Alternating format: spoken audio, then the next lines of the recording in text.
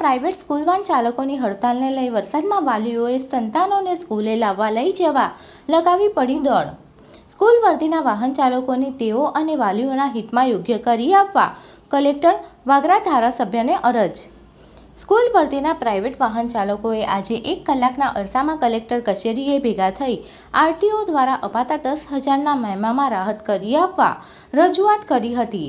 સાથે જ private વાહનમાંથી maxi કે ટેક્સી પાર્સિંગ કરાવવાના વર્ષે 40,000 થી 45,000ના ખર્ચામાંથી રાહત આપવા પણ માંગ કરાઈ હતી।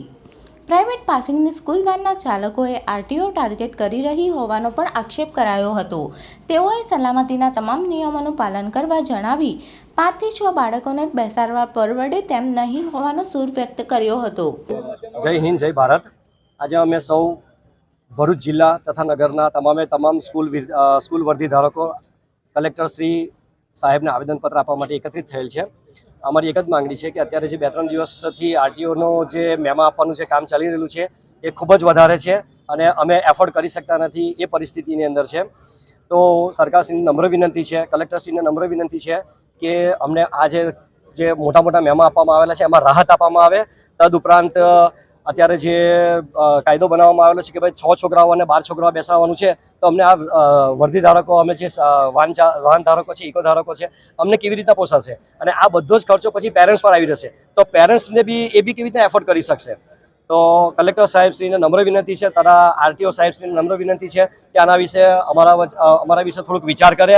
અમારા જે આ ગરીબ સ્કૂલ વાહન ચાલકો છે એમના વિશે વિચાર કરે અને આ જે મોટા મેમા આપવામાં આવે છે એમાં એમને રાહત આપવામાં આવે। બરાબર છે, સરકારના વિરુદ્ધમાં અમે નથી કે કાયદા વિરુદ્ધમાં બી અમે કોઈ કામ કરવા નથી માંગતા, બટ અત્યારે જે અમારી જે પ્રાઇવેટ ગાડીઓ ચાલે છે તેને કન્ટિન્યુ ચાલવા દો અને જે કંઈ સેફટી પર્પઝ જે છે સાધન સામગ્રી એનું અમે ચુસ્તપણે પાલન કરવા માટે પણ તૈયાર છે। પરંતુ અત્યારે હાલમાં 40-45 હજાર રૂપિયા દરેક વાહન ચાલકોને કાઢવાના ઘણી મુશ્કેલ છે, ઘર ચલાવવું મુશ્કેલ પડી ગયેલું છે। તો આ કલેક્ટર સાહેબશ્રીને તથા આરટીઓ સાહેબશ્રીને નમ્ર વિનંતી છે કે અમારું આવેદનપત્ર સ્વીકારે અને તાત્કાલિક ધોરણે આની પર કંઈક ચર્ચા કરીને અને પગલાં લે। Thank you so much. જિગ્નેશભાઈ, subscribe now and press the bell icon. Never miss an update.